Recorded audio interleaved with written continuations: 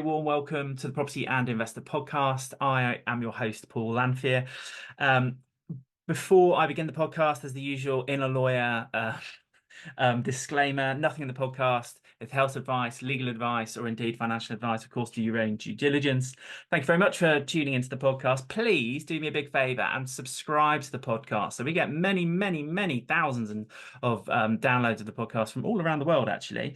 But only a very small percentage of those people are yet subscribed. So please do subscribe to the podcast because it makes a massive difference. It is a genuine delight to introduce today's guest, who is returning to the podcast for the second time, Andrew Craig. How are you, Andrew? Very well, thank you. Thanks a lot for having me. It's very cool to be back for a second time. It's very grateful.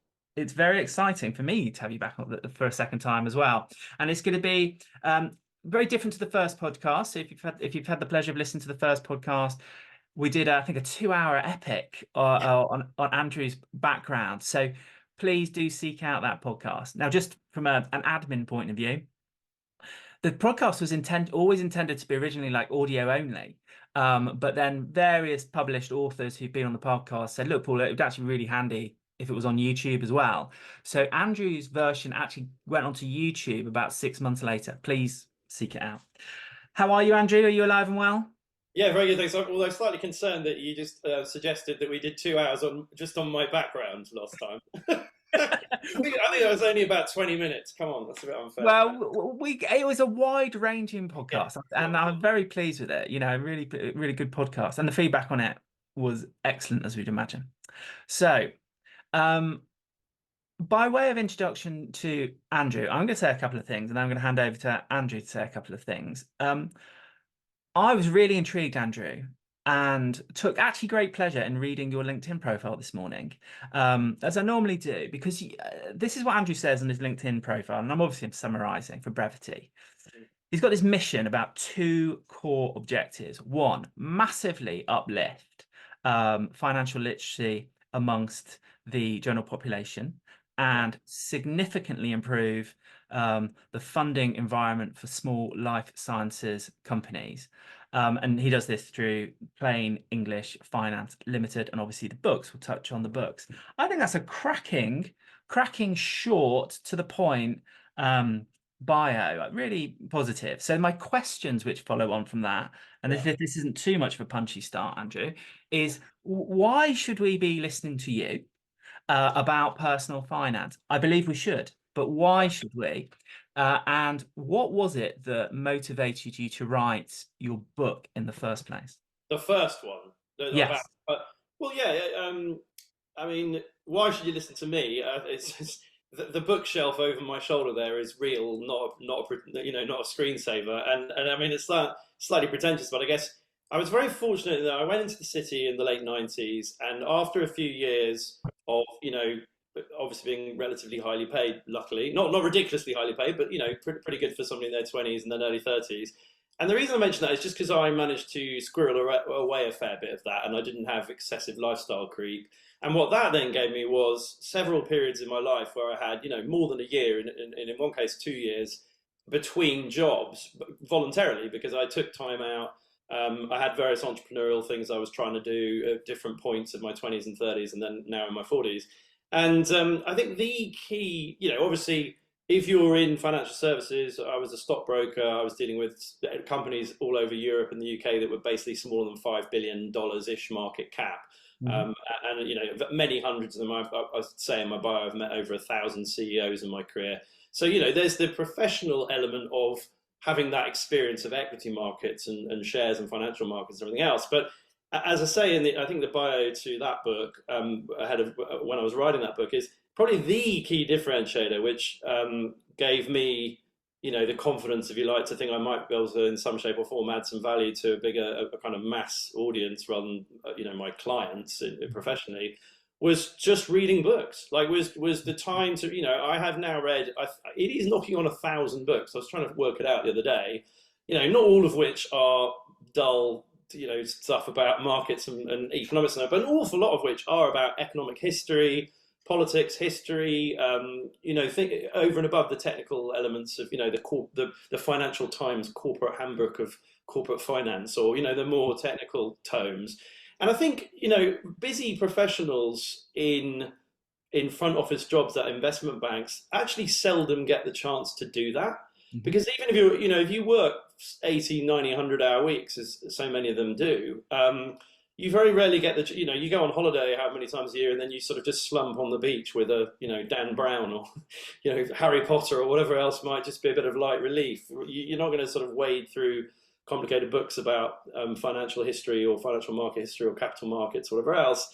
So it's a relatively unique combination, I think, because I was kind of mad enough to take several years of my adult life post university out to Yeah. do this stuff. And then actually, I mean, they say this a lot, don't they? Like, if you want to really, really learn a subject, teach it, Mhm. or write it, but by extension, write about it. And so in writing 108,000 words, which is the word count on How to Own the World, from as long as 11, 12 years ago when I was writing that ahead of its first publication in 2012, the very activity of formulating my thoughts in a sort of structured way, chapter by chapter, all the source materials that I read in order to do that, and just that process, obviously gave me, I think, equipped me to sort of know what it was about. And I mean, the only other thing I'd say is I have passed numerous exams pertaining to capital markets. I mean, both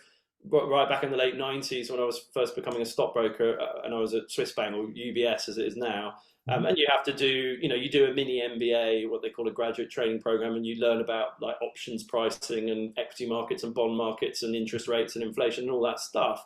And then you obviously learn on the job professionally. But when I founded Plain English Finance, I took the time to pass the financial advisor exams as well, Mhm. because obviously I was going sort of more from the professional investment banking side to the mass retail facing, pensions, ISAs, everything else. And whilst I'd got a fair bit of experience of that, I wanted to get the professional qualifications as well. So sorry, that's a typically long-winded answer, but I guess it's a combination of vocational day-to-day stuff over 25 years of working in financial markets, plus the Mhm. slightly unusual 5 or 6 years of time, not quite, I wouldn't call it time out, Mhm. but time out of conventional employment to just read hundreds of books and then sort of transmute those into three publications, or at least 3 books and about 90 something long form blog articles in the last 10 years. So Very good. hopefully that's vaguely helps. I think it's a very, very, very helpful introduction. So we'll deal with the books right at the beginning, simply because, as you know, Andrew, How to Own the World is my most recommended and gifted personal finance book that I have. And obviously, I move in a lot of property circles. A lot of people listening to this podcast are, really property centric. Yeah. And I urge them to read the book to get a wider view, because I think that wider view makes us better investors as a whole. So, so before we get into like the meat of the thing, get this out of the way immediately. Go and buy How to Own the World, read it, and then give it to your nephews, your brothers, your sisters, anybody that needs to see it, and then go over to, so I listened to the second book, Live on Less and Invest the Rest, on Yeah. Audible, and it's kind of like the implementation part of the process. It's a very practical, almost Yeah. like a workbook. That's exactly what we call it on Amazon. And actually, just for what it's worth, we are, I hope, no more than about a fortnight away from updating it to January 24. I've just spent the 2 weeks before Christmas and afterwards working on my next book, Our Future Biotech, but which has been fairly full on and intense because that's coming out in a few months. But also recasting and updating Live on Less, Invest the Rest, just because it was published in the first half of 2020, and an awful lot's changed. Like, a lot of pension regulations have changed. Obviously, I mean, at the time, we're going to come on to kind of the macro picture, but amazing that all the examples in that version from 4 years ago. We're talking about how the S&P was up 300%. Since it bottomed in the global financial crisis crash, and of course by now it's now up 600%. Gold, particularly priced in pounds, was beautifully, like, I don't know, 10% annualized per annum for the previous 15 years, and now that's even better, and gold's at or near an all-time high in sterling. So without wanting to sound too smug, it's kind of like the main themes in the book is like, look, but buy a big global index, whether it's the S&P or the MSCI World or whatever else, have some gold, have some cash, get your balance of aggressive versus defensive roughly right. That will, anybody who's actually followed that sort of trajectory and that path, that should have worked out. But if anybody, please do, for anybody listening who hasn't yet read the book and is vaguely interested, start with How to Own the World, because it is the economic history and the theory and the really fundamental nuts and bolts of what are financial markets, what's the point of them, because that I think gets missed a lot in these sorts of discussions, and it's really important. What is money? And if you want to understand and make the best of investment and financial markets, you really do need to have an understanding of how they emerged and what the point of them is, which I think I covered there. And then give it another month or two before you have a look at, because the great thing about that workbook, Live on Less, Invest the Rest, is self-published on Amazon. Like, we didn't give it to our publisher because it is a workbook, and it's a therefore it's not quite as evergreen a proposition as a proper book.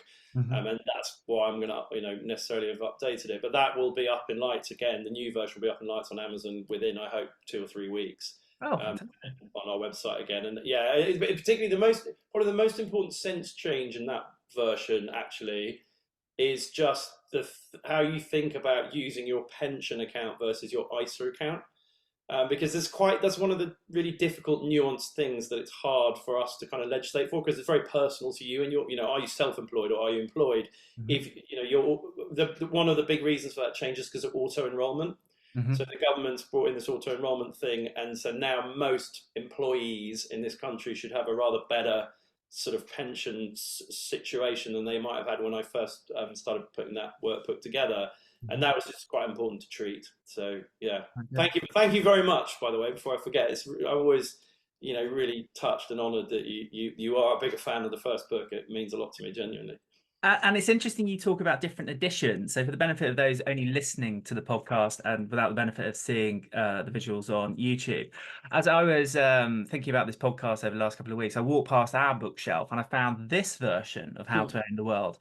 Well, now this is the 2015 version. And for the benefit of those not watching the podcast, its spine is completely broken, and it has somewhere between, I would say, 30 or 40 post-it notes, and many of those post-it notes have detailed notes made against them.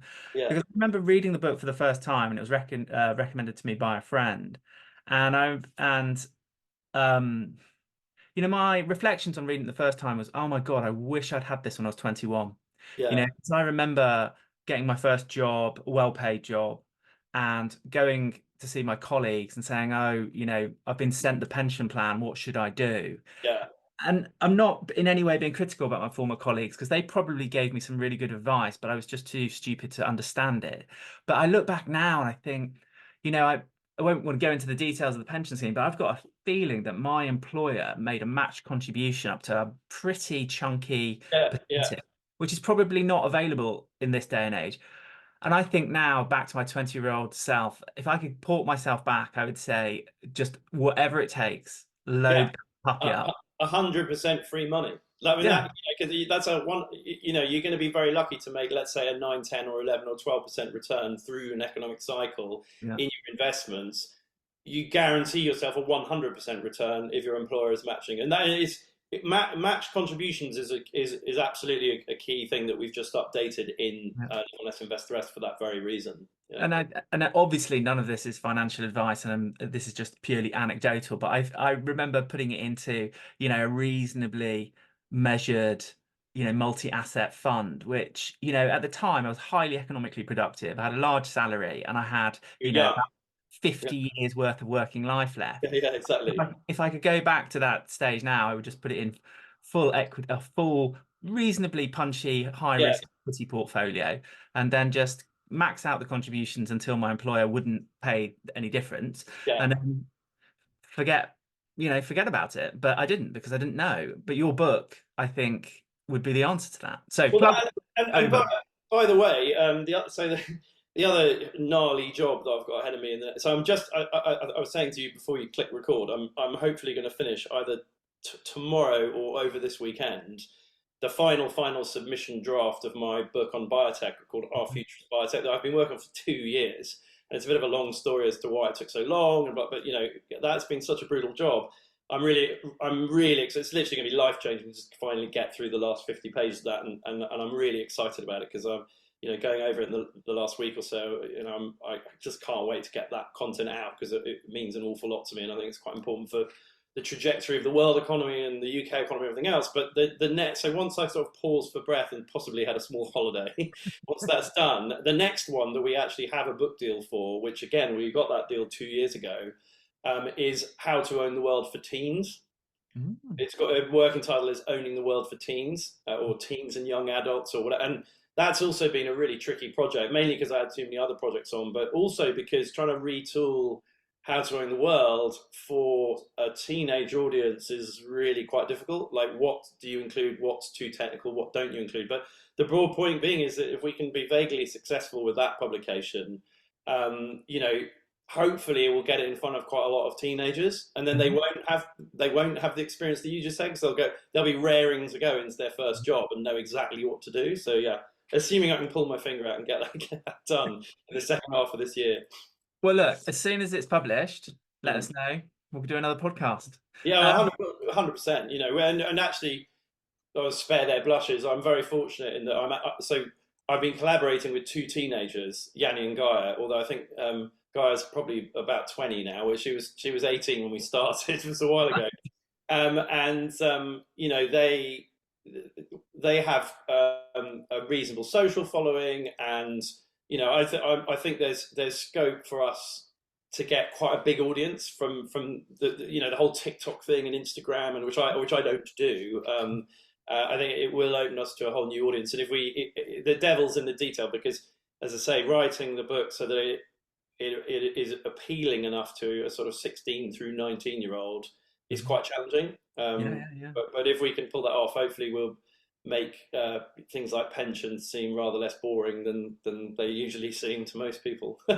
We'll see. Okay. And a genuinely useful book as well, by the sounds of it. So yeah, we'll come to that. So in terms of like conversation for today, I thought we'd do this as a really sort of in 3 sections. First section, let's have a bit of a reflection on what we may have learned from 2023. Kind of put that behind us, but I suppose take any key learnings going forwards. Then let's turn to 2024. I think that you know, it's a little bit fashionable nowadays to be negative about people's New Year's resolutions. Yeah. But I appreciate a lot of people don't succeed in their resolutions, but I think my perspective on that is if somebody wakes up on the 1st of January with the intention of getting healthier, being better with their money, you know, having better relationships with people, I'm all behind that, you know, and if it has to be, you know, like, and you know, and if you're going for a ridiculously ambitious target of 5 gym sessions a week or whatever, if you actually end up doing 1.5, you know, that's still better than the 0 that you might have done in the last few months. So yeah, I mean, why not have a crack? Definitely. And so I'm on the side of all the humans, and I'm on the side of human progress. So we'll then look at like 2024. You know, what are some of the fundamentals? You know, like how can we finally get personal finance in order? And then I want to touch at the end on biotech, because I know this is something which is really close to your heart. I also know that just as a matter of common sense, it is our future. So we should probably understand a bit more about it. Yeah. And then I want to pick up on the final thread, if you don't mind, about why optimism is a good thing. And you know, full disclosure, let's get that out of the way. You know, I think the world that we live in, everybody's competing for clicks and likes, and the way that they're doing it is, you know, through the horrified face, through the most negative headline they can create. And my personal perspective on this is that this isn't actually very good for us for lots of different reasons, and perhaps we can discuss that. So, well, just before we go on, so I don't know. So we launched launched our YouTube channel about 2 months ago, and 2 of the first 3 videos were pessimists sound smart, optimists make money, and why pessimism makes us poor. Yeah. And so this is a theme that's really, I mean, this is what I go on about all the time. So definitely very keen to get on to that subject for sure. Beautiful. Right. So we'll finish with that. So few sentences then on 2023. You know, as an investor and indeed as an entrepreneur, you what were the lessons that perhaps we could have taken away from 2023 if we were paying attention? Well, so somebody on Twitter watched my latest YouTube video and sent me a very nice thing saying, "Really enjoyed your book, blah blah blah. With the S&P now at an all-time high, should I be buying it or should I wait until it comes back down to, I get these sorts of questions all the time, and I pinged a response, just sharing a piece I wrote, like, I don't know, 5-6 years ago, which is really all about how, the S&P, let's just take the S&P, you could have said in 100 months in the last 15 years, it's now at an all-time high. Oh dear, what should I do? And then you wait for it to fall. And I guess that, what are the lessons of last year? Well, the S&P was up 24% last year. The MSCI World, which is the S&P plus lots more global companies, was up 22.8%. And how long of the sort of as the siren song of, oh, it's all too expensive and surely there's going to be a massive crash. You can't. Our whole shtick is, if you invest on a sort of 20, 30, ideally 40-year view, maybe from 25 to 65, let's say, or 35 to 65 or whatever. Yeah. These considerations must absolutely not be part of your approach to investment, because you are going to get it wrong. Who at the beginning of last year could have said the S&P would be up 24%? Very, very few market commentators have said that, and there are real concerns about how that's happened. I mean, you will know that a ridiculous percentage of that performance has come from the 7 biggest stocks, the Magnificent Seven, Nvidia, Microsoft, Apple, Google, etc. And so I guess, if I'm ever asked to sort of pontificate about where markets are going, my view is that I said this, I think, in the last podcast, we're in a race between Mad Max and Star Trek, right? And it's like, where markets could be going is they're massively structurally overvalued. The US has been printing trillions of dollars, so is everyone else printing every other currency. We're potentially confronting a denouement to the whole world financial system, which is what Bitcoin enthusiasts talk about all the time.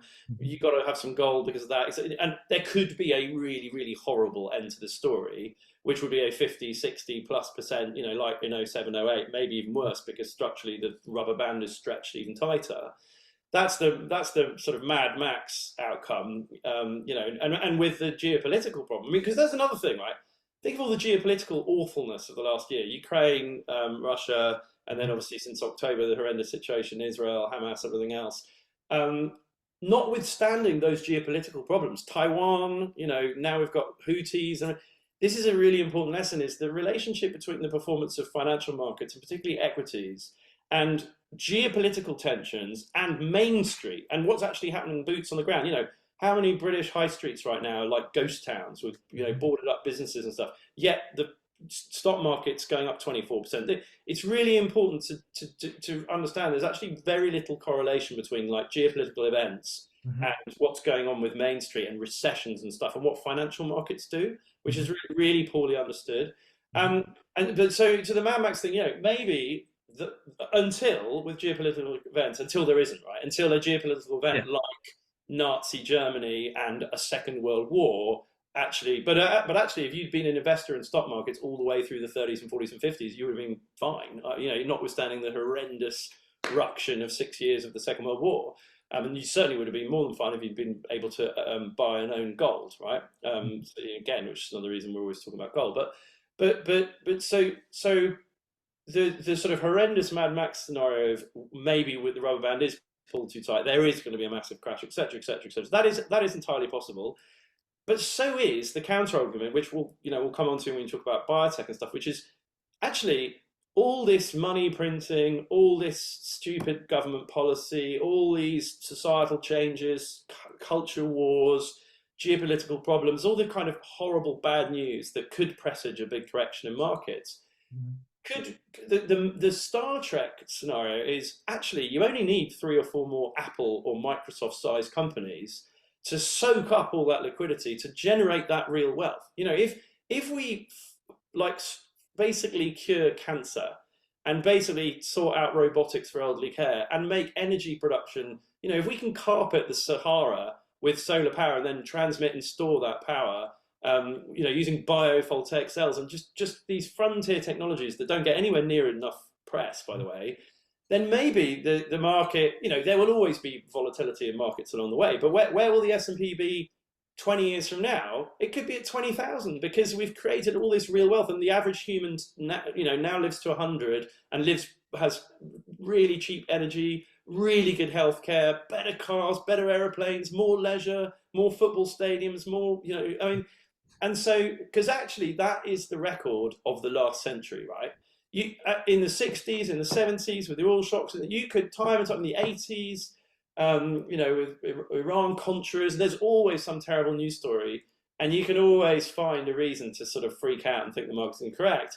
And at times the market does correct, but just to draw this all back, so what do we learn from 23? Well, notwithstanding all of those challenges, the market per se went up a lot. And you can worry about concentration risk, or you could believe that those 7 companies believe to be worth that because that's the amount of value, because we all have iPhones and AI is a thing, and NVIDIA is going to be the leader in AI chip manufacturing and.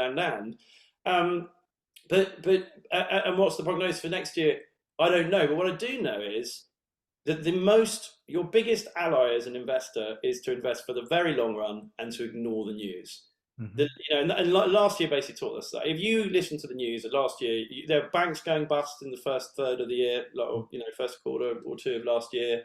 There was horrible news coming out of Ukraine and Russia, and any one of which could have made you think, you know what, I'm up a lot in my shareholdings and sold out, and you would have missed out on a ton of upside. So the easiest thing to do, particularly as a British national with all the wonderful, tax beneficial accounts we have like ISAs and pensions, is just ignore all of that and do something sensible based on your age every month from now until, ideally from 25 to 65. But if you're 45 already and you need to start now, you just need to be slightly more defensive depending on when your retirement aspirations are, so that you can capture that potential upside. And by the way, the other thing I quite often go back to is, if there is a real Mad Max denouement of a nuclear conflagration, or something, if China invades Taiwan and the proverbial hits the fan, you're probably going to have more important things to worry about than whether your investments are down 20% or not. And as I used the analogy earlier, for people who carried on investing through the First and Second World War, just religiously every month, and were committed to capital markets and global growth and human progress, they did far better than people who went, oh, it's the Second World War, panic emergency, truly, with volatility. So sorry, I can come across as a terrible fence sitter because I do not have a crystal ball. I have no idea whether the S&P is going to have a 50% correction in the next 2 or 3 years, or whether all these magnificent new technologies and AI and machine learning and biotech and everything else, because the really exciting thing is what we might be able to do with energy production in the next decade or so. These quantum technologies and these, exponential progress with really, really new stuff could make, if we lived in a world where electricity was negligibly expensive, was almost free, and fossil fuels had been replaced by any number of other different, paradigms, limitless energy will equate to a hell of a lot more wealth for everyone, right? And probably less geopolitical challenges, fewer geopolitical challenges as well. But along the way there'll be volatility. But as I say, the panacea reaction to that, so you don't have to worry about it or try and or listen to investment banks saying the S&P is going to be at 5,500 next year or 6,200. Like, to me, that's all just time wasting nonsense. Believe in human progress because it's been going for 200 years. Get financial exposure to that in an age-appropriate way, and just do it every month without fail until such time as you've got enough money to live on. And that, if you're lucky, that will happen when you're 50. If you're very highly paid and in your early 20s, you get cracking. And if you're not, but you should still, any sort of sentient person with a half decent job who does this stuff should certainly get there in their early 60s, and they need to as well, because that's another theme to perhaps come on to, is that another countervailing Mad Maxi point here is Western governments are not going to be able to fund their workforce retiring at 60 and living to 100. That's just a mathematical, irrefutable fact of life that unfortunately no politician is honest enough to admit to. Obviously, if you're gonna lose an election, you stand and say we are screwed. There's nothing in the pension. There's nothing left for you. You better sort yourself out, guys. Go and save more money. I can say that just about. Hmm. but no politician can. But that, that is the reality. But set against that is all this potential wealth creation and the march of human progress. So sorry, I mean, like I just go on and on making the same point half a dozen different ways, but hopefully That that's is broadly that interesting. that is very, very helpful. And in a way, you are distilling there the methodology which you advocate in how they own the world, which is, Yeah, dollar cost average, have a diversified portfolio, own the world. The clue is in the title of the book. And obviously you do give some guidance as to allocation and how to deal with risk, which we'll have a look at a little bit at the end. And your sentiments come through loud and clear in that respect. And let's like just hover over that for like a moment longer. Your position about ignore the news. I yeah. mean, the news is consistently horrendous, and you've written some really, really interesting pieces about why it would be beneficial for us to ignore the news. So give us like, just give us a couple of thoughts on why the news is so bad, because it is astonishingly bad, isn't Yeah. it? And, Well, and what, I yeah, came across a brilliant. By the way, I'm not like an repentant like sort of Elon Musk fanboy. By the way, Elon Musk just happened to say something quite quote worthy, or I came across it recently, which is the news seeks to answer the question, "What's the worst thing that happened today?" yeah, Right, and I thought that was a really succinct. I mean, I've been saying that in sort of 5,000 word essays for the last 10 years, and I thought, well, Elon's obviously immeasurably smarter than me. And in fact, he's got a very simple sentence that summarises the same point. So, and it's kind of like, I want to interrogate why it does that. Well, basically because, to your point earlier, the news makes money from advertising, from clicks, from eyeballs, from full page ads, from whatever else. And by the way, it's never found it harder to do that. Conventional media has been going backwards for like 40 years because of all these structural technological changes that have made it much harder. Rupert Murdoch in the 80s was one of the most powerful men in the world, and like increasingly these sorts of characters are far less powerful. And all the big, whether it's the FT or the Wall Street Journal, or the Guardian gives away its content for free and desperately asks you to chip in, kind of thing. yeah. And so if anything, they have to work even harder to get your attention and to drive revenues and to be successful commercial businesses. And to your point, human beings are psychologically hardwired, and there's loads of literature about this. If you read the output of pop psychologists from Harvard Uni, or I mean, we could go Stumbling on Happiness, or Thinking Fast, Thinking Slow. Daniel Kahneman, all these sort of fairly well-known, famous books. A lot of them come back to the same theme, which is basically that human beings are hardwired psychologically to focus on the negative Hmm. far more than on the positive. Like, we have loss aversion. We're much more averse to losing money than we are excited about making money. If a surgeon says to you, you need a surgical procedure because you have a serious illness, you have a 90% chance of surviving, you will elect to have that procedure. If the surgeon says to you, this procedure has a 10% chance that you'll die, you will not have the procedure, but Yeah, probabilistically they're the same thing.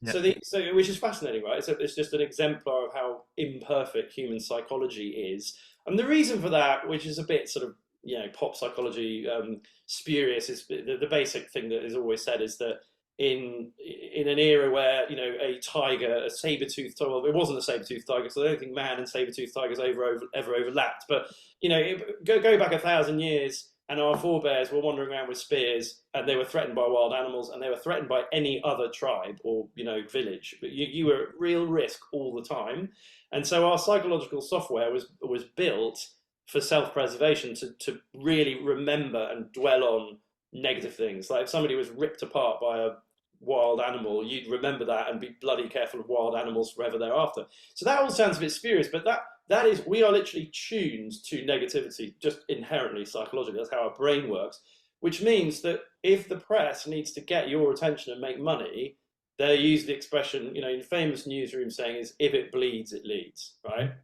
So the press, the news tries to answer the question, what is the worst thing that happened in the world today? Whether it's, something in the Straits of Hormuz or Russia or Ukraine or whatever else. So, and that's really important because factually, and you can look at there's loads of empirical work on this, just how negatively biased is the press, and it's ridiculous. It's basically the press spends 99% of its time or 99.9% of its time, column inches, minutes of TV, radio shows, focused on the 0.1% of worst things that happen in the world today. And we all think that is normal. Like that, very, very rarely, I very rarely meet somebody who stops and goes, yeah. Like when you actually think about it like that, you think we've been brought up to come home and sit down in front of the TV and watch somebody in a dark suit spend half an hour telling us these are the 16 really bad things that happen today in the world. So what does that mean? Well, it means that that's our conception of the world, right? And crucially, that conception of the world is factually completely wrong.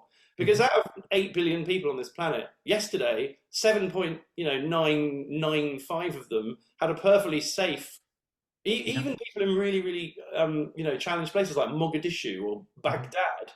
Most people drank coffee and kissed their children goodbye and had a pretty normal day. But we think of it as we think that the world is way, way, way more dangerous empirically than it is. And that's really, really bad for us. And the reason I get on this subject sort of more or less aggressively, as you can tell, is because it's really, really relevant for financial markets. Because the only time the news ever covers financial markets when there's been a massive crash. So again, with our psychological software, you remember noteworthy, dramatic things. You don't remember slow-moving, dull things. So if I say to you, look, factually, in the last century, the S&P has averaged 10%. Actually, it's now 10.42% per annum from January 23 to January 1923 to December 2023. The S&P averaged 10.42% per annum, right? So if I say, look, and that implies massive wealth creation, aeroplanes, cars, healthcare, hospitals, football stadiums, all this, the wonderful things of modernity.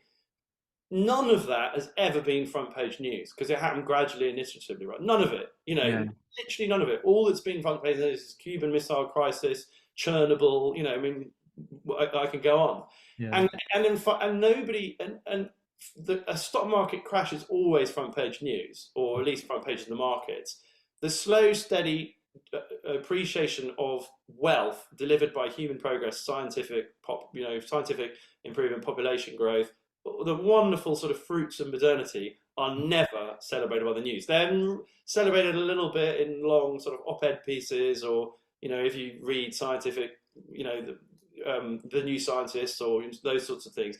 And again, this is why I come on to reading all the time. Where you do read that stuff is in books, in long form books. So actually, it's always worse than ever because reading's at the lowest level it's ever been. Fewer people read long form books than, not in aggregate because there's millions more people, but there's horribly high percentages of particularly people under the age of 40 in Western developed world economies like the States and the UK and elsewhere in Europe, for whom the reading habit has fallen away massively, and everybody's focused on TikTok stuff and Instagram stuff and very, very short form. And that, of course, is where that sort of woeful misrepresentation of the reality of the state of the world is at its worst on social media. Like that, it's all war and negativity and everything else. Whereas long form books, if you read something as prosaic as, there's a book about, and I can't remember the name of it, but it's about the development of the standardized shipping container, which happened in the 50s. And it's like, so kind of mundane and dull, right? Is that some clever folk came up with this idea that if you basically had a 20-ton metal container that was standardized across all shipping and all trains and all HGVs and lorries in the world, it would just make shipping costs much lower and everything. Every single port in the world could have the same cranes, and that one innovation, something as boring as that, has probably paid more dividends for sort of human health, happiness, cohesion, peace. All the amazing product, every single product that you get in your supermarket now. That even my grandparents, even perhaps my parents, I remember going around Safeway in New Malden in southwest London in the early 80s when there was no olive oil or fresh basil or tuna, line caught tuna, So all this stuff sounds a bit spurious, but when you'll really get a deep, visceral understanding of just how far we've come when you read long form books that tell you about amazing stuff like that. Whereas you will never get it from the news. And I'm very self-conscious about the fact that the sun has come round at no only curtains. So sorry if I look like I wouldn't be overly concerned about that. We can hear you loud and clear, and it's making a lot of sense. Have you ever, just on that? So just on that point, have you ever read the book Enlightenment Now? Yeah. Steven Pinker. Yeah, Do you know what? I mean, you just as you were speaking then, I was thinking like, what's the one book that has been the most kind of visceral experience of what you're just describing? And to me, it was that because I think I picked it up when I was in a really bleak mood. You know, when I was yeah. really kind of beginning to absorb the narrative that the world is a terrible place, we're really Yeah. evil to each other and it's all going horribly wrong, and and all the rest of it. And then I stumbled across his book, and it's and so I highly recommend it, Enlightenment Now. And what I enjoyed about his book, and it echoes everything you've said, Hmm. and he uses very big he uses a big data range and all kinds of different things like infant mortality. Yeah. And he's pretty punchy in the book, and I would assume his politics is to the left. I would imagine he's more progressive. But he comes out and says you can't say we're not making human progress. Yeah. If you look at the last 200 years of infant It's mortality, amazing. Like on yeah, it, and so the other really good one is Factfulness by Hans and Ola Rosling, which is pretty well known. okay, There's a marvelous book called The Rational Optimist by a guy called Matt Ridley. yeah, Uh, there's another one by a guy called Peter Diamandis called Abundance: The Future is Better Than You Think. I mean, and again, if you actually proactively go looking for this stuff, the really depressing thing is that empirically there's no case to answer. The only counter argument is environmental degradation. We're destroying the planet, and there'll be an apocalyptic denouement as a result of us destroying the planet.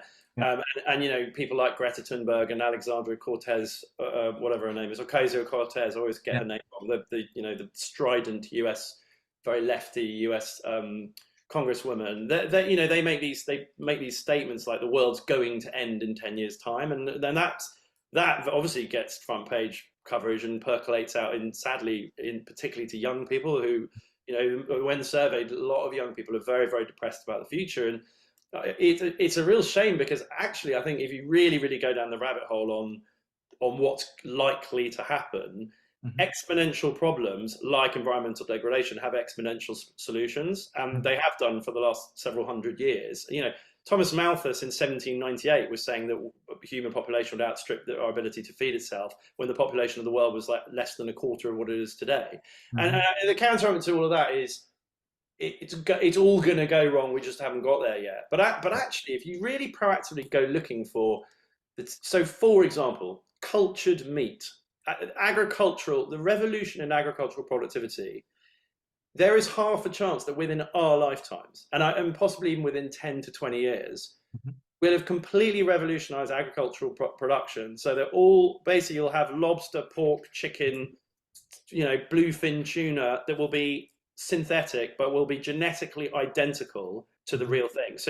So it will be like Franken meat, which is the really pejorative way, but you won't know, because it will look, Yeah. smell, taste, feel, everything about it will be the same, and it will have been grown in a lab 5 miles up the road from you in an industrial estate, right? Yeah, yeah, yeah. And that one innovation, which sounds like completely ridiculous, science fiction. It's like, do you remember Red Dwarf, the cat? Well, Going, do you know what I was just yeah, thinking you're just about thinking that, was in the Hitchhiker's Guide to the Galaxy when they're using the vending machine. But in that instance, obviously the tea is absolutely horrendous. But right? it's that direction of travel, isn't it? But I mean, it's this is all in my new book, by the way, and the ramification. If we can so Holland is the second biggest exporter of agricultural products in the world after America, even Hmm. though it's like got 0.4% of the land mass of America or something, because it's so, partly because it sells a lot of very high margin flowers which cost millions of pounds, but it's actually because it has an incredibly productive agricultural sector. India wastes 50 to 60% of its crop every year, Right. right? Because it has terrible agricultural infrastructure. It doesn't have a cold chain, whatever else. Yeah. As we apply, basically, if we can make agricultural productivity as effective as it could be because of all these new technologies, you could rewild 90% of the land in the world that's currently used for agriculture. You could, all that Amazon rainforest that's being burnt down to grow cattle to feed McDonald's will Hmm. just go back to being Amazon rainforest, right? And so on and so forth across the world. And there are actually early signs that this is happening in some parts of the world. Like Indian mangrove forests are up something like 2 or 3x in the last 25 years from their maximum point of recession. And again, none of this makes it into the contemporary zeitgeist because we're all much rather listen to Greta Thunberg, you know, carping on about this, that, and the other. And I just think, and I'm not the only one, you know, by the way, I'm not a climate change denier. I'm not saying that there isn't environmental degradation. I'm just saying that if you bother to really, really get to grips with some of the technological progress that's being made in the world, you begin to stumble over these remarkable things that are happening, most of which are exponential in nature. And we are rubbish as human beings at understanding exponentials. So this is a bit of a spurious answer.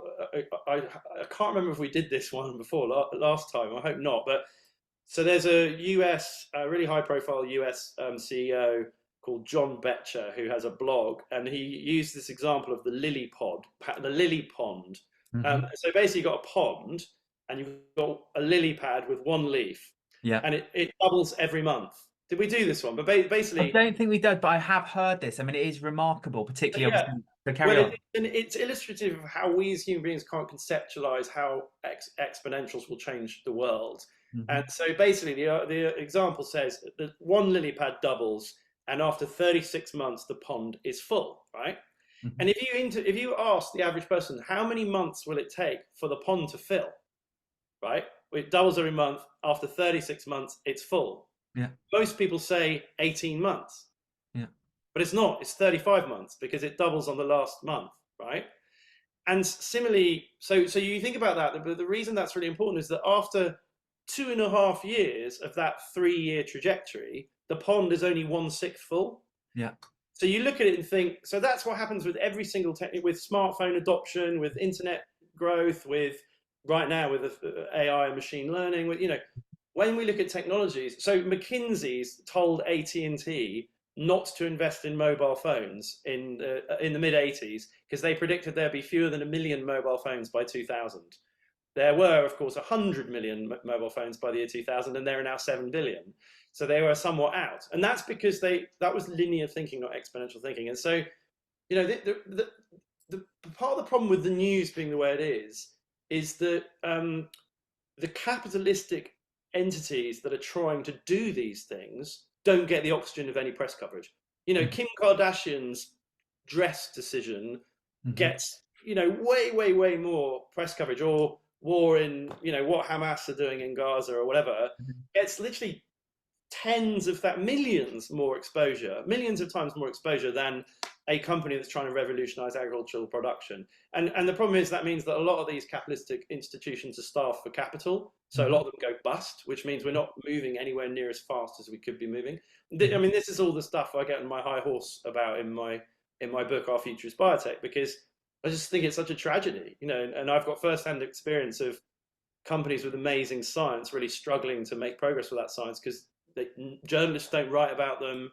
You know, and also more generally, you know, why are so many young folk are anti-capitalist? Because they never hear any of the news about what all these capitalistic things are doing that's actually really good, which I find really, really annoying and galling. But anyway, so I think I went off piece a bit there, but you can. No, definitely. And in terms of the young people, you know, it is a truth, isn't it? That isn't much discussed, that, you know, science, technology, engineering and maths, like, they are going to be the future, that is where all the solutions are going to be found. Yeah. Shifting gears to the practical then. Yeah. So taking all of that on board, shifting gears to the practical. Let's start with, because you alluded to it, and I had a very interesting conversation last week with an investor. Let's start with the end in mind, you know, the Stephen Covey thing. Yeah. So in terms of thinking about, you were alluding it to then, you know, people need to be thinking about these things, being productive, so that at some point they have a retirement, and that retirement is going to be much longer than their parents' retirement, for example. You know, many people live to 100, some might get to 120. I mean, who knows? Yeah. I'm interested in, do you have a calculation for what people's target should be? And the reason I ask this is that last week was in a meeting with a really fantastic, interesting, insightful investor, and she was just to be helpful to the people around who was saying, well, look, there is this thing called the FIRE movement, Yeah. and they have this calculation, which is, work out what your retirement income needs to be on an annual basis, times it by a multiplier. I think she was 25. Yeah, it's 25 to 30. Yeah, and then this is the asset base you're going to need for retirement. So is that something that you thinks, I mean, what's your perspective on that? Do you think that's a sensible calculation for people to use? Do you have a different one? Yeah, I mean, what's the target? It is a very tricky one, right? And the policy decisions taken by Western governments or governments all over the world in the last 30 or 40 years have in many cases been 180 degrees the opposite of what we should have done in order to ensure that as many people as possible are comfortable in retirement. And by the way, under Labour or Tory, under Republicans and Democrats, this isn't a political position. It's just we have structurally failed. I think it's in large part because so few of our politicians really understand financial markets, how money works, like in any more than a very sort of basic way. And so we've made a whole bunch of terrible decisions around pensions, that whole Liz Truss quasi-Carteng budget. That demonstrated just the big problem in the UK is that basically through a bunch of decisions that started as long as 30, basically under Gordon Brown and then many things that happened subsequently, we gave up on equities as an asset class for our pensions, which is just based on 2 centuries of evidence, was the stupidest possible thing we could have done, which means that the UK hasn't developed any, it's been much harder for people in Britain to develop tech companies or biotech companies or whatever else. Our stock market's gone from 3,250 companies in 2007 to fewer than 1,900 today. Our IPO market's ground to a halt, and £1.5 trillion of pension assets are now in bonds when they could have been in equities, which are lower return, and particularly given what's just happened with interest rates, they're also, bonds are not low risk. You can see bonds fall 20, 30, 40% just as well as you can see equities fall like that. So the point of saying all of that is, notwithstanding all of that, I am a huge believer, without wanting to sort of sound really right wing or Ayn Rand or libertarian or whatever, but personal responsibility. You can only play the hand you're dealt. If you live in a culture where terrible decisions have been made by successive chancellors and or the Fed in the States, and money's been eroded and masses of QE, and we don't have sound money anymore. We have a generation of politicians who don't understand anything I'm talking about. I mean, who believe in modern monetary theory, who think you just print money and that will make real wealth, which is just insane that gets any airtime. And it does, because most congressmen in the United States are economically literate, so they listen to these people who tell them what they want to hear, like, oh, there's a magic money tree, just print loads of money and we'll all be wealthy. And that's why the US government's gone from 19 trillion of debt to 33 trillion of debt just under Biden and Trump. And there will be denouement. So, but to go back to the libertarian point, my reaction to that, for me and my kids and my family, is I have to bloody sort myself out. Now, the problem is that, I guess, coming back to your practical thing, is the problem is it's really hard, actually, to get to, because if we have rampant inflation, then everything you invest in is going to be eroded, right? And that's obviously what we've just had 2 years of going through. And that in many ways, that's probably quite useful, because it kind of shows people how bad that can be. We can't I'm 48. I can't legislate for where inflation and interest rates and whatever is going to be. All I can do is try and use my common sense to use the investment vehicles that are most likely to create and accrue wealth, and then deal with it when the time comes. And so if you don't want to go to hard numbers, I mean, okay, let's say you could reliably return 4% a year through the economic cycle, which is kind of where the FIRE movement's coming from with their 25, right? It's just the inverse. So if you had £1 million, you'd reliably have 25 grand of real income on £1 million per annum, right?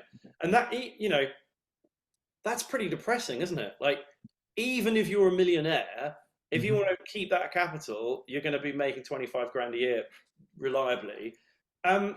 Hopefully it will get better, if all these halcyon technologies deliver the way I hope they will, because actually, to go to the earlier point, if you just owned the S&P 500, if you'd retired 30 years ago and just had all your money in the S&P 500, you'd have averaged 10% a year instead of 5% a year. So you'd be making, your £1 million would be 100 grand a year, right? And you have to keep weather eye on volatility. But I suppose sort of the single most important thing to do is to become sufficiently financially literate to be able to work through all this stuff. Hmm. above and beyond everything other thing you might do. Don't rely on other people to give you financial advice. Learn enough about it yourself. Hmm. You know, but believe in human progress and therefore have quite a heavy weight into equities. You know, I would say, particularly as a young person. Hmm. Um, and then the other thing I'd say, again, without wanting to be too depressing, is that my plan will certainly be that I have a business that generates a certain amount of money, even in my 80s, Yep. as well as investments generating a certain amount of money. And actually, if you've got a business that can make a few grand a month, you know, Hmm. not millions, not be a billionaire, not have tens of millions of pounds, just a few grand a month, and then your investments can make a few grand a month. Hmm. That's quite a few grand a month, which is way, way more than most people have at retirement, and is eminently achievable. Hmm. And you know, and that business, you know, you're a property guy. That could be a portfolio of property, you know, of buy-to-let flats or whatever. Obviously, with the weather, again, if you don't educate yourself about finance, you won't have seen the calamitous increase in interest rates that was potentially going to come down the pipe, Yeah, right? yeah, yeah. If you do, you won't, you know, if you're financially literate and you build a property portfolio, you'll do it with a weather eye on what interest rates might be for 10 years from now. And if you aren't, you'll get creamed. And you Definitely. know, and so it's the same point. But But just to, I suppose, interrupt there as well. I think, you know, there's a real nugget of gold in there, which is the benefit of having trading businesses as well. So, yeah, whilst the first word in this podcast is property, mm, I'm as often advocating to people that they set up a lean, profitable, high margin little business, a little trading business. And a friend of mine said to me over the summer, we were just talking fairly casually about what we might do when we're retired. I was more interested in what he might do because he has a really good corporate job, but been very, very successful all of his life. And I was kind of, what yeah, are you going to do after that finishes? And he didn't really have a perspective on it. And I was saying, and he was saying, well, you seem to be in a bit of a different position, don't you? I said, yeah, because actually I really enjoy what I do. And I don't just do property. I do have my breakfast meeting. I do some other bits and pieces. And so I get so much genuine pleasure from it. The idea of not doing it doesn't kind of light up my soul. It's like, why would I want to not do the things I actually enjoy? And they are economically productive, so that's helpful. yeah, exactly.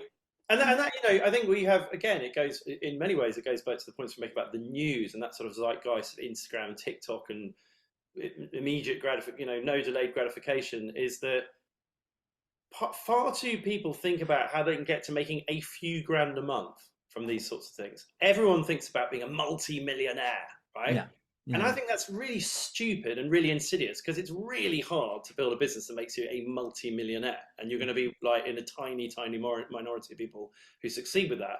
It's Mhm. actually not that hard to build Mhm. a business that makes you a few grand a month. And a few grand a month Mhm. is a hell of a lot better paid Yeah. than most people are paid, right? And that was the point I was going to get onto is, the terrible policy decisions and all the depressing stuff. And like, if we're going to live from 60 to 100 and the government can't fund us, my God, everybody's going to be living off cat food and there's going to be blood in the streets and revolution. And, that is, again, that's the Mad Max scenario. The sort of Star Trek scenario is that, if you heard of Kevin Kelly, he No. founded Wired magazine. He's written a Oh bunch of, yes, yeah, yeah. A thousand raving fans. yeah, 1,000 true facts, exactly. And Yeah, again, yeah. I'm slightly worried that we went over this in our 2-hour marathon last time. So I'm slightly embarrassed if everything we do in this is stuff I've crapped on about It's already. not. It's not. Don't worry. But I think that's one of the most uplifting, compelling ideas of the modern age, right? And this is from a guy who basically predicted the internet and predicted Yeah. many elements of the internet, and is a pretty fascinating and impressive guy. And you should read his book, The Inevitable. It's very uplifting. Mhm. And Kevin Kelly's The Inevitable. But so he published a piece, I think in 2008, called 1,000 True Fans. And it was Mhm. basically about how the internet enables so many of us to access the long tail.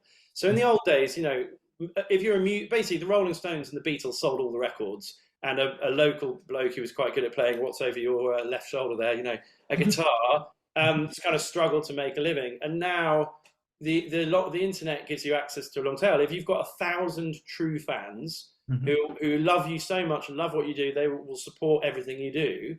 Mhm. Well, if you can sell them, 100 quid's worth of stuff every year, albums, Mhm. merch, whatever, that's 100,000 quid a year. Mhm. Which is a lot better existence than most people with only 1,000 true fans. And one of the best examples of this, which I really love, is you might have heard of a guy called Trent Reznor, who was Mhm. the think he was the bass player in Nine Inch Nails. Mhm. He's American. He's either the bass player or the guitarist or whatever. But Trent Reznor, he's a big rock star. Yeah.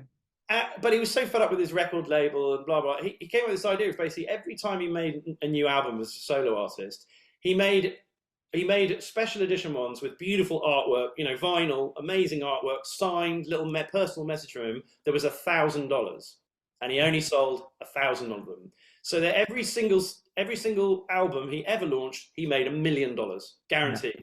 Yeah. Every time, right? From 1,000 true fans. And I don't know whether he got the idea from Kevin Kelly. Actually, I don't think he did, because I think he did it before. But, there are, in a world where YouTube, I don't want to send anybody watching this to the idea, like, become an influencer, like, just take pictures of your food and the dress you're wearing. That stuff is corrosive in its own way. But I do think that, the building a newsletter, building an audience, doing stuff on social, whatever, and gradually over time figuring out a way of monetizing that, to the tune of 500 quid a month. And then a few years later, $2,000 a month. And then, I think there's scope, given the way the world is changing. There will be, and this all goes into Web 3.0 and tokenization, I think an increasing number of people will be able to make okay money and then, of course, if you do that, and your arse from your elbow when it comes to capital markets and financial markets and investment and investing in human progress, life will be a lot easier. And maybe you'll be okay from 60 to 100. One of the most spurious examples ever of a small business, there was, and I can't remember where this comes from, and I keep citing it, I've got to find it, but there was some woman in America who had like 10 cats, and she was a massive cat lover. Okay. And she collected cat brushes. Like, different, everywhere she went in the world, she'd buy a cat brush from Asia or whatever. And she built this online cat brush business and was like really, really wealthy, like making tens of thousands of dollars selling cat brushes online. And it's a really spurious rabbit hole-y thing, but it's just an exemplar of how marginal the long tail that the internet gives you. And you can be a YouTuber, or you can build an email list or whatever. You can do something vaguely value added. You can get to a point where you're not going to have a really, really impoverished retirement. That's my view, and that's where I hope we go. And you can have a thrilling time with it. I'm not going to sort of get into this subject, but I hosted a retreat last year, and it was kind of on demand. I mentioned it to a few people. They're really keen to get on board with it. It was on the best weekends of my life. And it's one of the best weekends. Some of the feedback on it was just absolutely astonishing. People, for example, saying they experienced joy for the first time, and that, really that they can remember. It's absolutely astonishing. Well, those that's right. Those sorts of, weirdly enough, if you go to a kind of corporate-y, finance-y retreat thing, in a castle in Croatia, or or ski, or you go on a ski trip with a bunch of property investors or whatever. It's almost more enjoyable than just the holiday that you'll do personally, because you go on a holiday yourself, and I love my kids and stuff, but it's like the family and hassle. We all know what it's like, right? But and then you just sort of drink a bit too much and don't really and then find yourself wanting to do all of the interesting touristy things nearby. So you're running around on a schedule trying to go and see this castle and that museum and what. Whereas if you do the sort of retreat thing you just said, you're basically self-selecting for going and hanging out with 20 people who are really interesting, whose interests align massively with yours, and so and you're right, that can be a commercial thing that can be quite profitable. Well, then, by the way, I should say, all this stuff, having said all this, whatever you do, don't try to do anything in the regulated arena, because then making money becomes immensely difficult. Yeah. And it's difficult to hang on to your hair, and and it's very stressful, and all the rest of it. Yeah, exactly. Sell cat brushes. That's a much better idea. That's my if this doesn't all work out, I'm going to morph from books and funds to something like that. That's for sure. Maybe you shouldn't have shared the cat brush idea. So let's just do like 5 minutes on very practical stuff. So 2024, we want to get a house in order. We're all in the process of getting fit, getting healthier, having better relationships with everybody else. But the one thing we want to attend to is our personal finances. So anywhere between 3 and 5 things, like what are the fundamentals that if we can put in place, let's say the first 3 months of this year, by December, we'll be seeing some progress. So, well, that's a big call. Do this, buy the S&P, and then it's down 15% of the year. That bloody guy, Paul had a rubbish guest in January. But No, but to me, I often say that financial success is 90% admin and 10% asset selection, and I kind of really mean that. And so to sort of unpack that a bit, I mean, so first things first, have you taken your pension bull by the horns? Mhm. We've had this auto enrollment thing now since I want to say 2020 or 2009. I think it started in 2012 and it was phased in for smaller and smaller companies. So basically, any employee, leave aside self-employed folk for now, but any employee of a half decent company will, by law, have been auto enrolled into a pension. Mhm. Find out who in human resources, owns that for you and is part of, can sort of give you information about it. Don't, to your point earlier, don't just sort of have done the default option and not bothered with it and thought, oh, whatever, I don't know, is my, because a lot of good employers will have somebody in human resources. They might even have a financial advisor that can come and talk to you, or a group of you that the company pays for. That a lot of companies do that sort of thing. And they might be matching, they'll be, by law, they'll be matching a certain amount of your contribution, because that's how auto enrollment works. If they're a bigger company and quite a generous employer, an enlightened employer, and there's a lot of that, by the way, particularly in trendy, software-y London. A lot of these companies want to be really good actors when it comes to their employee benefits, and not just in London, but I was just thinking of kind of people like Google, or big companies will do a great job at this stuff. So if you're looking at yourself in the mirror here on the 24th of January and you're like, I really don't know what my pension's doing, I've never engaged with what my company does, talk to somebody in your company and do the best possible job you can do with your pension, right? And benefit from that 100% free money. So that's one thing you can definitely do. And doing that then sort of drags you in the direction of the kind of the next thing, which is, so my biggest idea that's in my second book, Live on Less, Invest the Rest, that's about to come out, which, sorry, isn't my idea, but it's just the thing I cover, is, so it's the thing that isn't in How to Own the World that is then in Live on Less, Invest the Rest, is this idea of 100 minus your age, which is that basically, if you're 30, you should invest differently to if you're 70. And there's a lot of nuance around that about kids and inheritance and what you earn and how much wealth you already have. But the most basic thing is, if you're 30 and you're just in equities, you're in something that might fall 50% in a crash, you might have 10 grand, and then it might go to 5 grand in a big stock market. In a horrible once in a decade stock market crash, you'll go from 10 grand to 5 grand. That's annoying. If you're 60 and you've got £1 million of assets, and you've in your pension, and you've got that all in equities, which, by the way, a lot of people will at the moment, because they're like, look, the S&P's up 24%. I'm in all these, I'm balls to the wall in equity stuff, because equities is great. And when the correction comes along, that £1 million is now £500,000.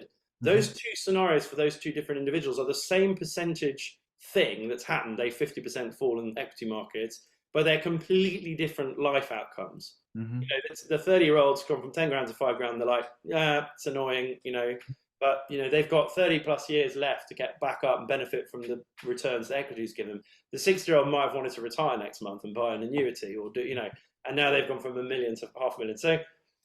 So 100 minus your age basically tells you the rough percentage of your investments you make each month, or your assets overall, that should be in aggressive stuff and defensive stuff. So if you're 30, you should be at least 70% aggressive markets, right?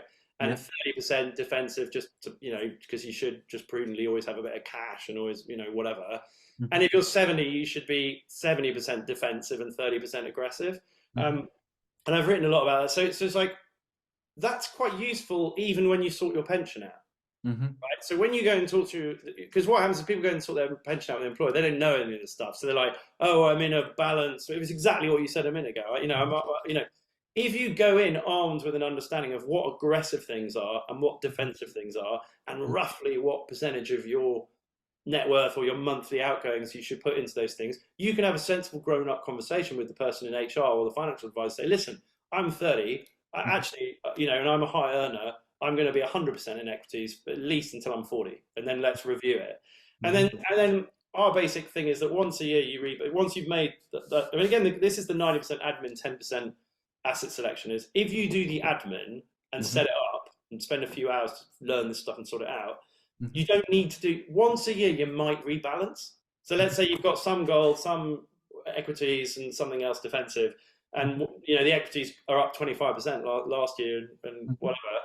Then at the end of one year, you might sit around on a rainy day in early January and rebalance just so you're like the right percentage allocation again. But you probably don't even need to do that. All you need to do is every 5 years, if you're 30, you've done 70-30. If you're 35, you probably want to do 65-35. If you're 40, you want to do 60-40, roughly. So you just, every 5 years, you do a review and sort it out. And then, so the next thing is, okay, so I broadly have an idea of what percentage I should be putting in aggressive stuff, what percentage in defensive stuff. The next thing is then, okay, I'm going to cover a fair bit of that in my pension. But if I've got money left over, I should probably have a stocks and shares ISA as well, right? That's the next really important. We're so lucky in the UK. There are very few people in the world that can save up to 20,000 quid a year and have it be completely tax-free. You get 600 or 700 grand in your ISA account by the time you're 60.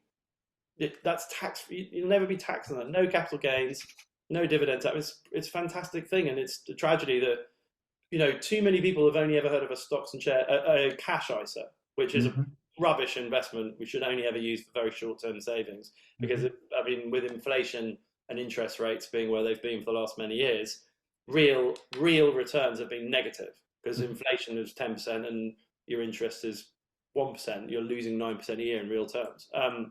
So the stocks and shares ISA, and then there are quite complicated considerations around how to balance. Let's say you've got 300 quid a month that you could either allocate to your pension and get matched contributions, or put in a stocks and shares ISA, or maybe you've got a bit more than that or whatever.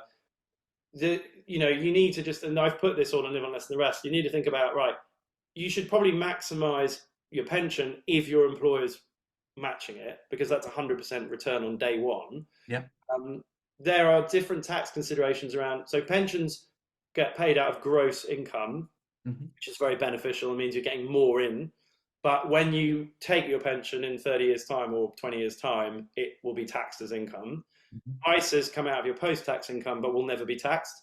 And then the other consideration is anything you put into a pension, you cannot legally touch until currently 55, as of 2028, 57. So, and probably by the time you and I retire, you won't legally be able to take pension money out until you're 63 or who knows, right? Because the government's in all sorts of trouble financially, right? That's why they're doing this stuff. And so that's probably quite important if you're 27 and you're like, I've got 600 quid a month because I'm quite a high earner that I can allocate. I could put your decision of how much should go into the pension with the tax benefit and the matched contribution from your employer versus how much you might just put in an ISA. Because let's say you're 27 and you've got a really good business idea and you want to quit your job a few years from now and start your business. If you could have saved 20 grand in an ISA to then ballast you and pay the rent and everything whilst you start the business, you might end up creating a really valuable business. If that's in your pension, you can't touch it. Definitely. So these are all quite important. Unfortunately, one of the other videos I'm going to do in the next few months is going to be called "Money is a Long Form Thing," and it's like, because I'm so fed up of everyone like thinking that you can watch 3 1-minute videos on TikTok and then you're sorted for time and time again. Everyone involved in my business board directors. Well, I'll spare blushes of specific people. But people go, "Oh, everything you do is too long. Like the stuff you write's too long. Your book's too long. Your video's too long." It's like, you should be on Instagram and TikTok and doing 30-second stuff. Right now, I'm being too long. But my answer is, money is a long form thing. Like there are certain, like learning how to drive a car, you have to read the highway code and pass an exam, or you will crash or fail your driving test, right? I reckon money's about the same, actually. Learning how to drive a car, learning how to sort everything else, everything I'm sort of saying. But you do actually have to do a little bit of work. You can't just sort of, but basically 100 minus your age, get your pension sorted, think about 100 minus your age in how you allocate that, and then do the same with the stocks and shares ISA, and you'll be pretty well covered by doing that. Yeah, most definitely. And we have like ISA millionaires in this country already. I mean, I've had a bit of a play around with I was speaking to somebody and they decided that maybe property wasn't the road they wanted to go down. So I had a bit of a play around with the maths using, the compound interest calculator and the ISA allowance. And I probably got the maths wrong, but it was something like if you could put in the full allowance on a month, on a monthly basis for Yeah. 25 years, and you've got a 5% return, you would hit that million Yeah, yeah, point yeah. target. And as a property guy, I don't think I hit you with this last time. I'll hit you with it now. Smaller companies, UK smaller companies, UK Yeah, small caps have outperformed British property by 4x since yeah, 1955. yeah. It's in one of my videos. People are like, oh, that must be rubbish. It's like, no. Smaller companies have averaged, depends on exactly from and to, but if you take 1955 when the index was first created, from Mhm. 1955 to whether it's the end of last year or the year before, they're quite volatile, so it can move around. But it's anywhere between sort of 15 and 16.5% per annum annualized, right? If a couple could maximize their 40 grand a year into an ISA and Mhm. had just invested in smaller companies every month for like the last 20 years, Mhm. they would be multi-millionaires. Like, Yeah. I mean, it's in the book somewhere, but or the other way around of looking at it is, from memory, you could become those sorts of returns. You'll be a millionaire from 20 grand a month within like 12 years, Mhm. because 20 grand a month. Which is So astonishing. yeah, Absolutely astonishing. I think it's 12 years for 12 years if it's 40 grand a month, 15 years if it's 20 grand a month for an individual. If you have that consistent compounding. Now, there's a real health warning on that, and you said no financial advice. Small caps have averaged that, but they are very volatile. So, if you're going to do small caps or biotech or anything that is very volatile, you Mhm. must do it every month for many, many, many years, because then you maximize, if you do it this year and small caps are down 30%, you're down 30%, or Yeah, you'll yeah, be down less if you buy each month because you'll buy it cheaper each month as it falls. yeah. But if you do it over 20 years, you'll trend towards the 15%. And that's another really important thing I cover in the book, is the pound cost averaging is super important in everything you do. And the two quick fire ones just to finish this piece. So cash buffer, cash savings, Mm. crisis fund. Like what calculation do you have for that? Like how many months would be optimum? Yeah, I mean, it depends on, again, with everything finance, it's all on your personal circumstance. So if you're young and single and a high earner, it might be 3 months, right? Because, Like, and if you, like, let's say you're a high earner, you're quite skilled and you like what you do, like, mhm, even if you lost your job, mhm, you could probably get another job within 3 months. mhm, And so maybe you want to be more prudent, be 6 months. If you are not very skilled, mhm. being in the same job for 40 years, really sort of afeared at the prospect of trying to go and do, if the idea of a job interview freaks you out and Yeah. you can't even begin, you're sort of young, dynamic Mm. city yuppie who's a software programmer who can, go and see a recruiter and get another job at the drop of a hat next week, which there are, in this job market, there are lots of people like that, by the Yeah. way. Yeah, yeah. Like the labor market's really tight and there are loads of skilled people who can jump from one job to another. But if you are, quite timid and you really, the thought of going and finding another job really freaks you out, and you've got 4 kids, Yeah, yeah, yeah. you probably want to have a 12-month buffer, right? But so it's all. But yeah, I think anything between 3 and 12 months of living expenses, I think, is what I reckon is probably about right. Perfect. And then I think we should touch on the subject of speculation. I don't want us to spend much on it, but let me give you this and let me give you an attempt to give you this balanced view. What I Yeah, liked about what you put in How to Own the World is you do address it towards the end of the book, yeah, and yeah, you make some really interesting comments. Like the reality is it is possible to make more from your investments through speculation or an element of speculation than you might make actually from your job. That is a possibility, although once you've got a big capital base, for sure. Yeah, yeah, exactly. And I was just speaking at an event last week, and I, kind of teased the audience a little bit and said, look, I know you're all speculators. Like, I know you're here because you're speculators yeah, and you yeah, want to speculate on all kinds of weird and wonderful things. And everybody laughed, so it was like, oh, right, okay, so they do. yeah, yeah, So we know that there is that thing in human nature that we want to speculate, that we yeah, want to take risk. And I think my perspective on it, when you see the world, is smart people harness human nature, and they address what human beings are going to do anyway. So this is a very coarse example, but when you yeah, go to the world's best music festival, you will notice there are a million toilets, and they're all, within 100 meters of each other.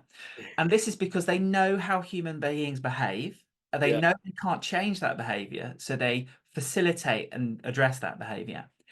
And I see that like in the investment landscape. So do you follow the incrementum guys? You know, the guys who have the gold fund in Liechtenstein. No, actually, that vaguely rings a bell, but no. They produce this really interesting report every year on gold, and they do all kinds of funny things about it, like gold, different metrics. You know, golden houses, which obviously you've Gold, addressed, yeah, gold and oil and gold in the stock golden market. iPhones, Yeah, gold at like the beer festival, and all right. kind of things. Yeah, yeah, And what they do with their fund, which is quite interesting, is um, you know, because I suppose we get this health warning out there nice and clearly and loudly. It's like, you know, you're not advocating having like reams and reams of gold bars in your house. You know, you've mentioned a particular provider, but also in your fund, you know, you use at the time of reading it, for me, you know, it's an iShares fund yeah, that exactly. An ETF. Yeah, it's yeah, on your phone. You know, your house is not full of gold. Let's be absolutely clear about that. So in their gold fund they have one product where they've introduced a little bit of Bitcoin, so yeah, they have a very small ratio to Bitcoin to the gold. yeah, And you know, they're not, and so their perspective is, you know, don't put your whole life savings in yeah. gold, maybe have a slice of 10%. And if you want something a little bit more spicy, buy this other fund that we have, which is 10% of your portfolio, but within that 10%, Some Bitcoin. approximately 10% is Bitcoin, and Yeah, it happens to be producing these outsized returns. yeah, And it does this automatic rebalancing thing. So, long question, probably a shorter answer. We know people are going to speculate. You know, yeah, we know people listening to the podcast are going to speculate. yeah. So we, you and I are not going to persuade them not to do that. Yeah, So okay, okay. how should they approach it, knowing that they're going to do it? I do want to persuade anyone listening to this to do that after they've done the boring stuff. So, you Yeah. know, literally, I don't know, 3 weeks ago, I did a video called Investing versus Trading. Hmm. And it was like, what, you know, one of the big tragedies of our time is particularly young people, and particularly people being swept up in crypto, Hmm. think they're the same thing. Like they conflate. They go, oh, yeah, no, I'm really interested in financial markets. I want to get into trading. Hmm. It's like you need to understand that investing and trading are two completely different activities. Hmm. And in How to Own the World, the last two chapters are keeping it simple and taking things further. And keeping it simple is all about investing, which everyone should do with 10% or more of what they earn every month, forever, without fail, kind of the way that we've talked about thus far in the last hour. And it's just a tragedy that sadly very, very few, a very small percentage of the population are doing that. Hmm. Trading is this whole speculation thing, is, you know, buying something on Monday, selling on Friday, or getting into an altcoin, or buying some uranium, or, you know, whatever, or trading FX or whatever else.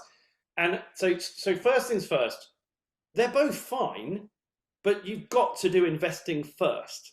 And then the next thing is trading or speculation. If you do investing first, and without wanting to sound like the very boring old man that I'm rapidly becoming, you know, don't do any trading until you've successfully done investing for several years, so that you have some money, some capital to trade with, right? Because if you've got 2 grand and you do trading and you blow yourself up, it's gone. Hmm. But if you've got 30 grand and you use 5 grand of that for trading, you keep 25 grand in investing, and it's gone, you're okay. You know, and it's this whole trading is definitely speculation, trading, they're definitely appropriate activities when you're older, when you've got some capital, right? And what I think is an absolute tragedy, I describe it as white belts fighting black belts, right? Is the number of 25-year-olds who haven't had that conversation with their HR about their pension, Hmm. don't know what an index fund is, haven't sorted their ISA out, and they're sitting glued to screens on crypto groups trying to buy this coin and that coin and whatever, and most of them will lose money. Like even if Bitcoin's really high right now, the problem is that psycho emotionally, when you're winning, and you see this all the time. How much does your Facebook blow up when Bitcoin's at 40,000? And how quiet is everyone when Bitcoin's at 20,000? Right? Hmm.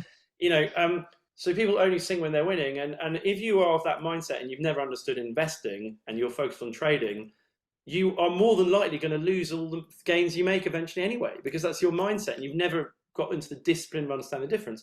But then if you want to take all about, okay, nevertheless, some people want to speculate for having taken all of that on board and they've got some money, there are tons of wonderful things to think about. I read Money Week magazine every month, every week, because it reminds me of things like thorium and lithium and uranium and water in third world countries. And, you know, like, just, you need, and I cover this in that chapter of How to Own the World. It's like, you basically need a constant stream of ideas.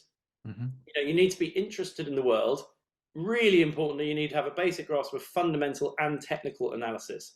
Technical analysis, you need to be able to read charts.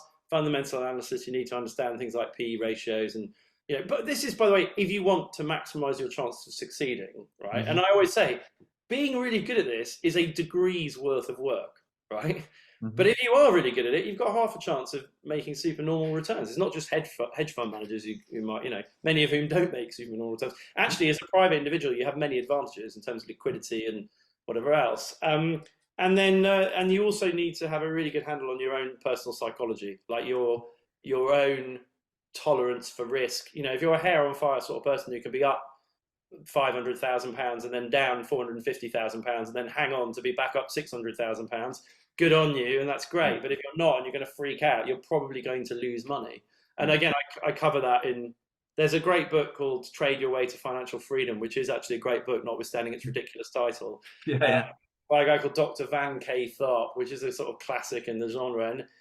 And the first chapter is called "The Most Important Factor in Your Success: You." Yeah. But yeah, I mean, I love. I mean, I own a uranium company, which has done amazingly well over many years. Nice one. There you go. Available in all good bookshops. So for those listening to the podcast, I've just held up the exact book that we. Yeah, that I said. Yeah. Well, and you know, that stuff can be really exciting. I mean, I think if somebody gets to a decent, I would say 5-figure sum at least, you know, after many years of doing investing properly, and then uses a small percentage of that to do trading speculation stuff, go for your life. Just don't do it with all your money before you've invested. Like, I think that's really, and that's so poorly taught and so poorly understood. Like, so many people, I meet, you know, a taxi driver or somebody in the pub or a friend of my wife's or whatever, and they have heard about the book. Oh, you're a finance author. Oh, yeah, you know, and they immediately go to trading in crypto. Immediately. And when I start talking about ISAs and SIPs and pensions, they're like, what? Like, I thought you were a finance guy. And it's like, yeah, no, that is where it all began, and it's worked for 200 years. Start with that, please. You know. Anyway, sorry, it's so I'll get off my soapbox now.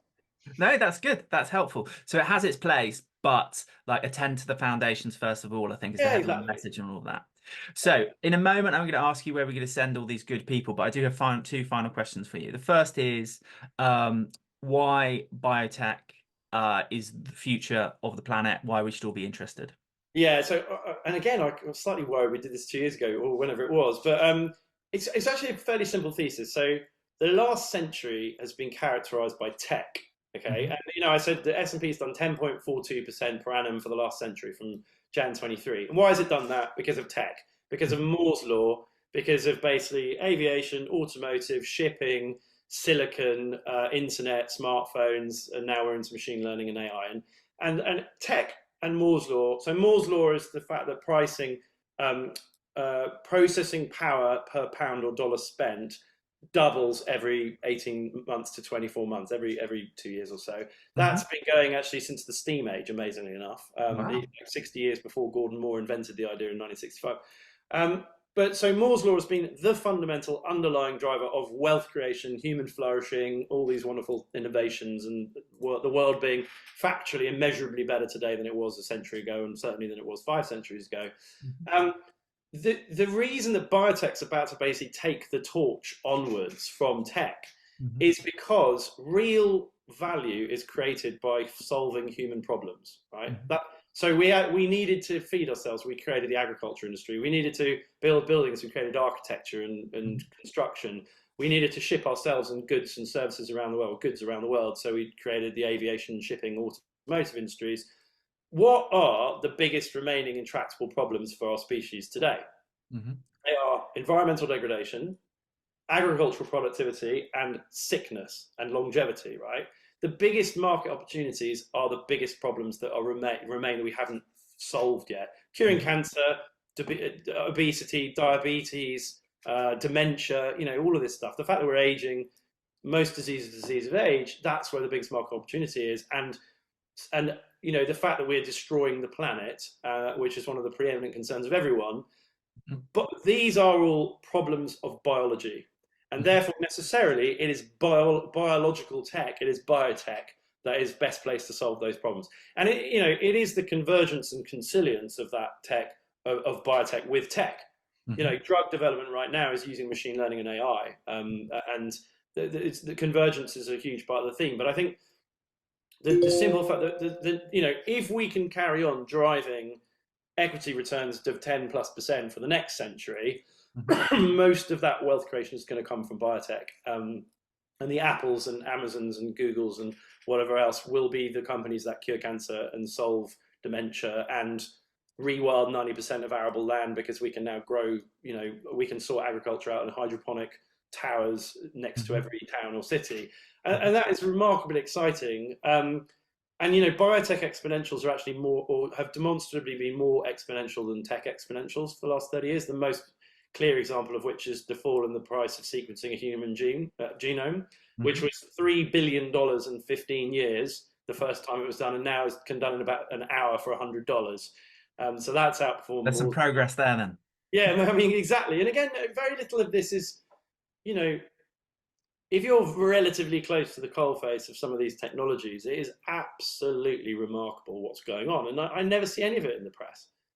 It's never on the BBC news bulletins, which is really annoying and depressing. And it's kind of why I've just spent 2 years of pure hell getting up at 5 in the morning, 7 days a week to try and churn this book out. And when does the book see the light of day? Hopefully the last week of August or the first week of September. Fantastic. Well, look, keep us posted. Yeah, no, well, obviously you'll be one of the first to know, and it'll start. It's actually available on Amazon already. You can buy it pre-sale on Amazon. Nice. So yeah, Our Future is Biotech by Andrew Craig. But there you go. Yeah, there was another. What was the other point I was going to make about why biotech? It's gone. But I mean, basically most of our remaining challenges as a species are about biological systems. So and there's a really good chance we're going to solve them. Well, that's optimistic in itself, which leads me nicely into my final question for you, other than where I can send people, is, you've written some really interesting articles about effectively, around pessimism. So if we could turn that, I suppose, on its head as a final question, is why is it a superpower to actually be an optimist in 2024? Well, it's like that. So that video that I mentioned earlier, I wrote a piece about it in the summer last year, and then I did a YouTube video of it a few weeks ago. And the title of it was "Pessimists Sound Smart, Optimists Make Money," which is a famous quote from Jim O'Shaughnessy or someone like that, or like one of the American sort of super duper, multimillionaire fund manager type characters. And it probably goes back before that. But so the reason I feel it acutely, I think, is because I'm a student of capital markets and financial markets, which makes you a student of human progress, right? Because financial markets are one of the killer apps of modernity. If we didn't have bond markets and stock markets, we wouldn't have any of the things. We wouldn't have airplanes or skyscrapers or drugs or football team. Twickenham Stadium or Wembley Stadium wouldn't exist were it not for capital markets, right? We wouldn't have any of the things that most of us love and value. So optimism is a superpower because it's more like you're going to invest. Ultimately the main reason for wealth inequality in the world is because of the power of compounding, right? Is that the few people who actually bother to find out about and then do investment become massively wealthier than the many people who don't. It's not because of some nefarious, cadre of Illuminati lizard people and the Rothschild family and all this nonsense conspiracy theory bollocks, which is all just pure nonsense. It's because over 30 years, the person who makes 1% a month is going to be 400 times richer than the person who doesn't make any progress at all. And if you're 5% better than the next person, you basically win all the business. So it's those two things. And so being an optimist, it means you're likely to believe in human progress, go and look for things that corroborate that position and become an investor. The number one thing that stops people from investing is pessimism and fear, like worrying about risk aversion, right? Fantastic. There you go. So believe in human progress. I think that's the message, isn't it? Yeah, well, I hope I'm right. Oh, sorry. The final thing I'll say that as an addendum is, why not? Because the alternative is, if you believe in the Mad Max apocalyptic, we're all, everything's screwed, the world's going to hell, there's going to be a nuclear, China's invade Taiwan, the Americans are going to go to war with China, and it's all game over, right? I mean, okay, so lay in stores of tinned food and loads of bottled water in your, in your garden, or do whatever tangible material thing you can do to try and, learn how to skin a rabbit. I mean, in all seriousness, one day I've got a bit more time, I'm going to go on one of those like wilderness survival courses. I really am. Like, just I'll come with you. I'll come with let's do it. Like, need how to make a fire out of sticks and all that. But look, the balance of probability is, if that scenario, if the real pessimist scenario wins, you're not going to make it anyway. So, like, what's the point? What's the point of failing to maximize your opportunities to become wealthy and live the best possible life you can? If you are optimistic and that's the way the world goes, which based on the evidence of the last 2 centuries is likely to happen, you're going to have a much, much better, wealthier life.